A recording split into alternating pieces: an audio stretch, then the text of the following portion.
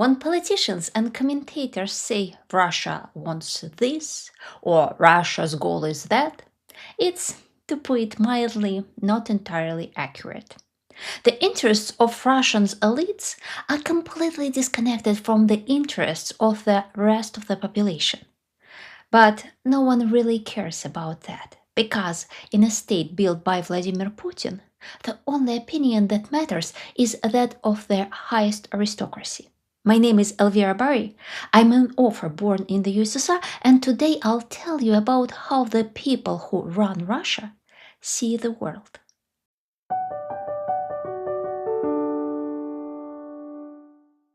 In Russia, the elite are considered those who have access to the state budget and the power to influence people's lives.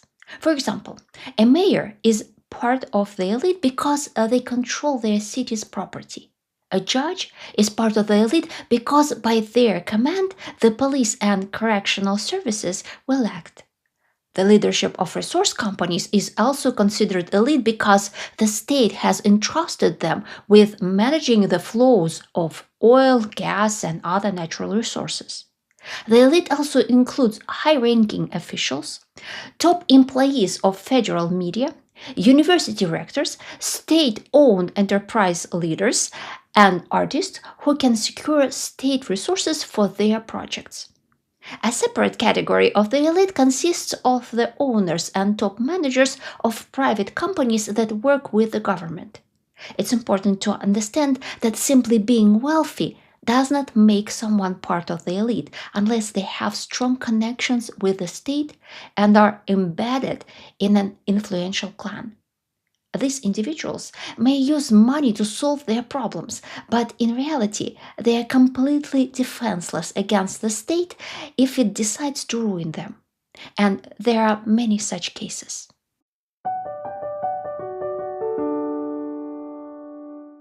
A person in the elite has two goals. First, to maintain their current position, and second, to secure a higher position and thus gain a larger share of the budget or more control over state power.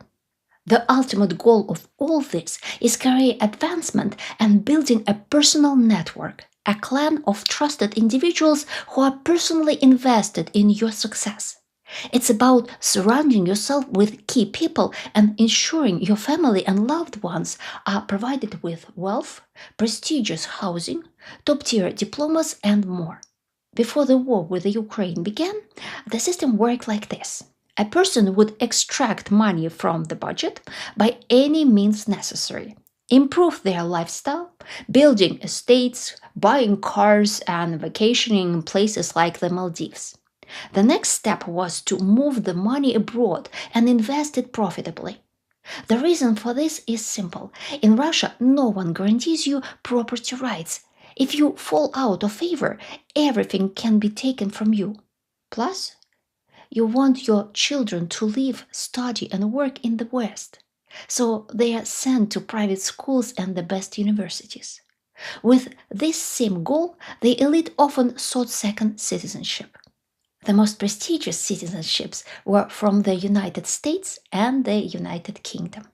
But not everyone could get this, so second citizenships were often obtained in places like Cyprus, the Czech Republic, or Israel. One of my followers who lives in London asked me, "Why are there so many Russians here?"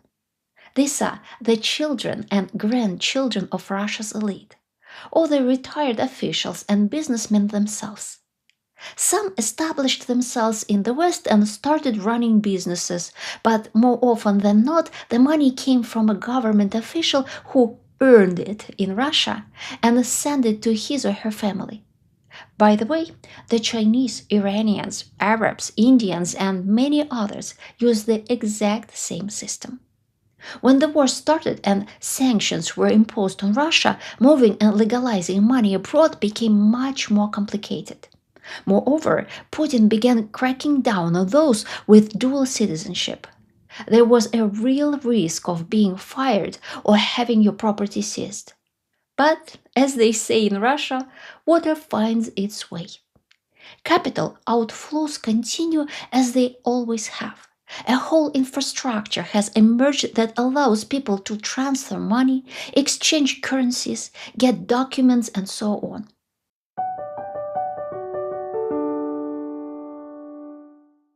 How does the Russian elite view the recent developments regarding peace negotiations in Ukraine? With a lot of enthusiasm. The war has become unbearable for everyone, and high ranking Russian officials and business people, along with those close to them, are hoping that Trump will end the war on terms acceptable to Putin. So, what are these terms? First and foremost, everything must happen quickly. The Russian economy is struggling. Inflation is rising. Loans are too expensive. There are no investments. And there's a labor shortage. Military spending is literally bankrupting Russia.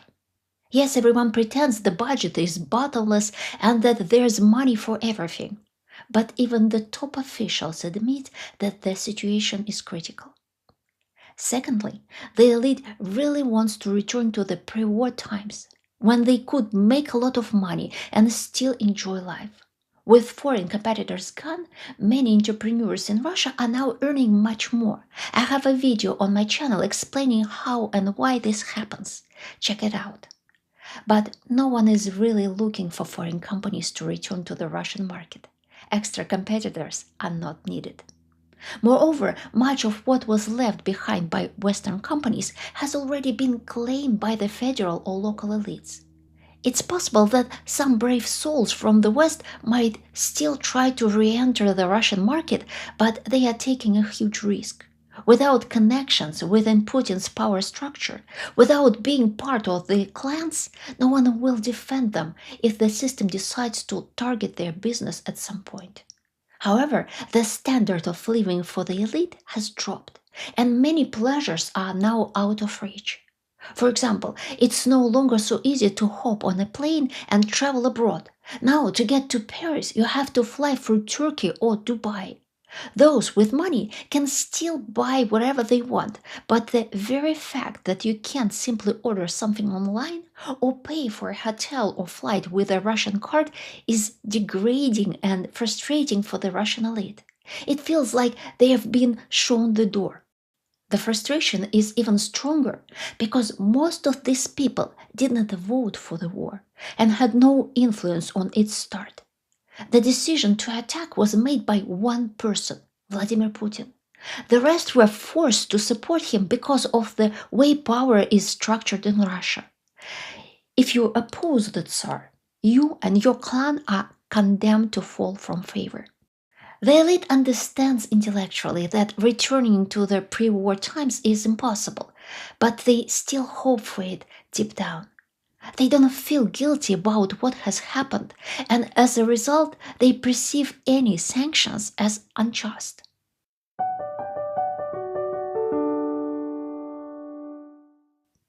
The Russian elite wants the world to be divided into spheres of influence, much like how the districts of a troubled city are divided between gangs. If you are the leader of a local mafia, you have the right to plunder your territory however you see fit, but you still respect the other gangs and don't intrude on their area. Each mafia member plays the role assigned to them, supporting their superiors in everything. Any sign of disobedience is met with harsh punishment. People who aren't part of the mafia are seen as doormats, and they should be exploited. Such is the law of nature. No one asks what the doormats want.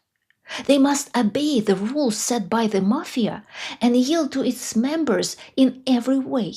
For instance, if a high-ranking mafia member takes a liking to your factory, you'll sell it to them for whatever price they dictate. If you are unhappy with that, you can go to court, ha ha ha. But serious people don't settle matters that way. You need to go to a powerful mafia member and negotiate through them. If you have no one to turn to, then you're just a doormat, and things will only get worse for you. The Russian elite is absolutely convinced that the same rules exist in democratic countries.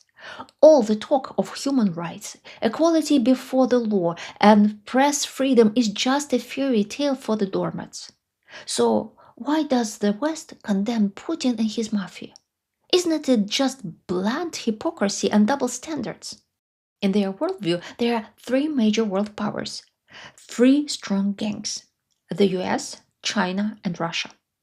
Each has its own territory, and they shouldn't interfere in each other's affairs. If some doormat cries out, "Help, I'm being killed," no one should intervene. After all, would a feudal lord condemn another feudal lord for cutting off the head of a peasant?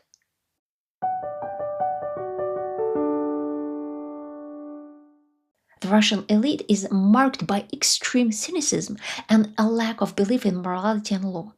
They believe in personal connections and the right of the strong.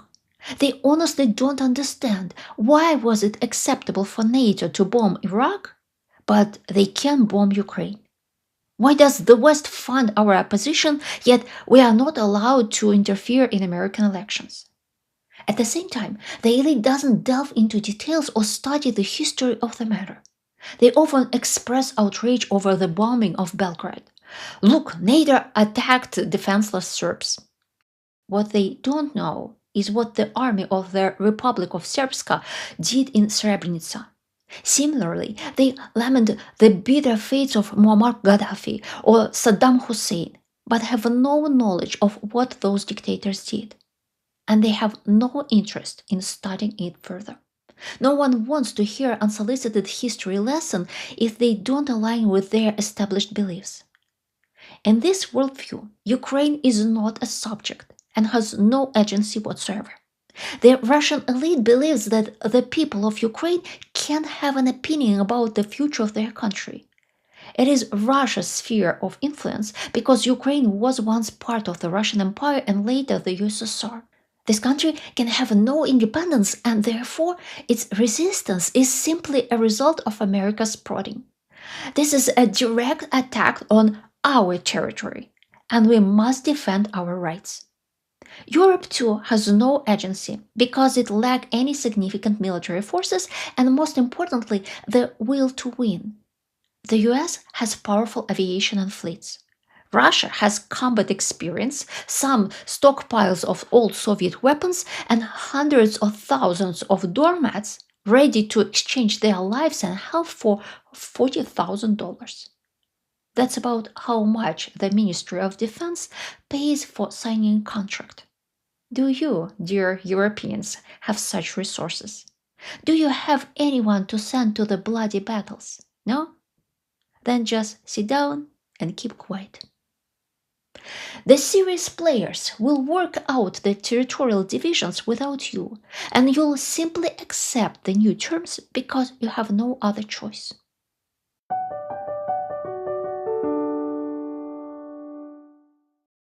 Trump's victory in the elections caused a surge of excitement in Moscow. There was even rhymed saying in Russian, "Once Trump comes in, he'll sort everything out." Trump was seen as somewhat of a friendly figure, someone who viewed the world in a similar way, making him someone with whom mutually beneficial agreements could be reached. We'll continue extracting natural resources, transferring money to the West, and enjoying the respect of other elites. You won't encroach on our territory, you won't invite Ukraine into NATO, you won't supply it with weapons, and you'll turn a blind eye to whatever we do there.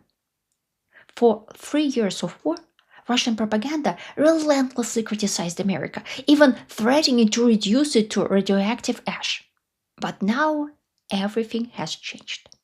America is great again, full of business-minded people that are open to negotiation. From the Russian elite's perspective, Trump could simply order Ukraine to surrender, and Europe would accept it as a given. Everyone would be better off. The war would stop, sanctions would be lifted, and cheap Russian gas would once again flow to Europe, saving its industries from collapse. Then, some measures would be needed to ensure these agreements wouldn't be overturned by Trump's successor.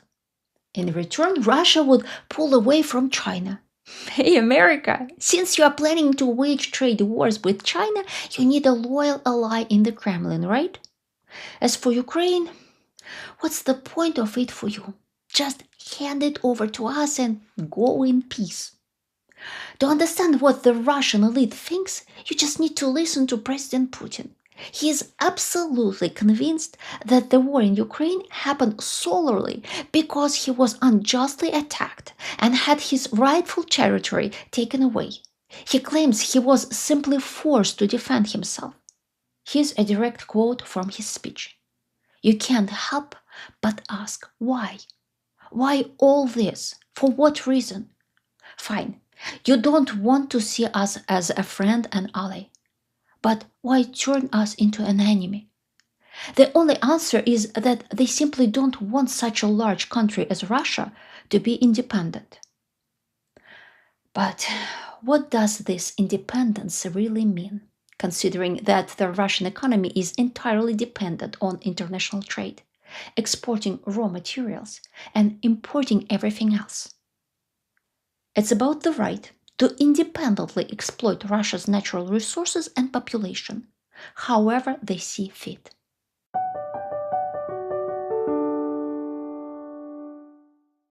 It's important to understand that not all Russians think this way.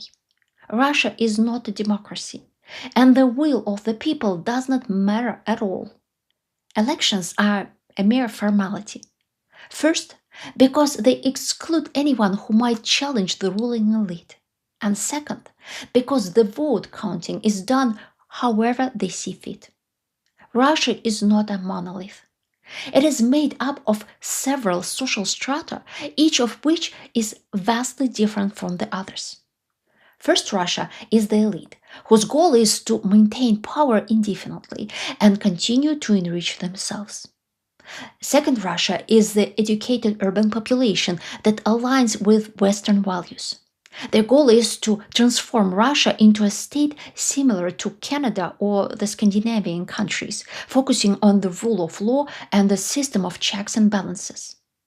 In the last decade, the Second Russia held massive demonstrations, demanded fair elections, and pushed for a change of leadership.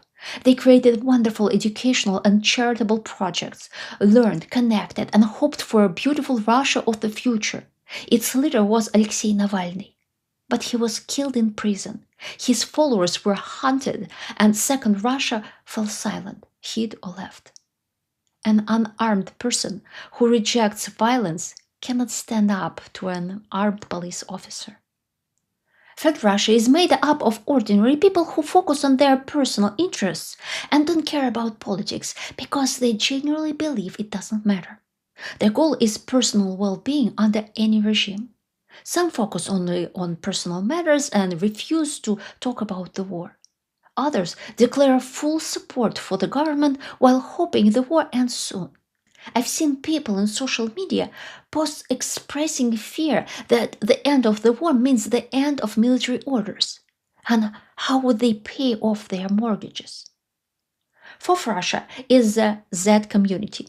These are romantic nationalists who believe in the revival of the Russian Empire, Russia's special role in history, the great Russian idea, and so on. These people live in messianic fantasies and desire glory, greatness, and the destruction of the Ukrainian state. In their worldview, the West plays the role of Satan, and Ukraine is its servant.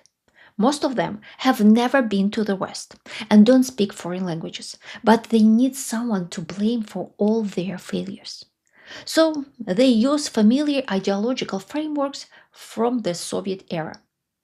In their minds, the USSR was a great power. The West defeated it in the Cold War, and now they need to fight again to restore justice. These people view the world from a special perspective. Some of them actively participate in the war and witness the death, the destruction, yet their minds do not perceive this as a catastrophe. On the contrary, they see war as something noble, even soul-purifying. I know a woman who went to Donetsk, saw firsthand how unbearable life had become in the city, and still expressed excitement. You should have seen the wonderful, bright faces of the people of Donetsk. Trying to change the minds of this group is useless. It's about faith, not facts or knowledge. Fifth Russia is made up of numerous nations that are distinct from Russians in language and appearance, and due to chronic and unrelenting ethnocentrism, are regarded as outsiders. They have varying positions and levels of influence. For example, Chechens are one thing, and Kalmyks are quite another. Their primary task is to preserve their identity as a people and defend their interest, which is an extremely difficult task. Only the First Russia, and in exceptional cases the Fifth Russia, when it comes to strong diasporas with their own army and sufficient resources, truly have a say. For instance, the opinion of the Chechens is significant, as ignoring them could lead to serious consequences. The Tatars, Armenians, Dagestanis, and Azerbaijanis also hold power and influence. But again, this pertains only to their elites, not the general population. The figures on the great chessboard of history are set. The game has begun, but its outcome is far from clear. If I was able to provide value to you with this video, please consider giving a super thanks or clicking on the join button to support my channel. If you are interested in reading historical fiction that explains the roots of modern Russia, buy my novel Russian Treasures on Amazon. I believe it is as insightful and heartwarming reading. Thank you all and see you soon.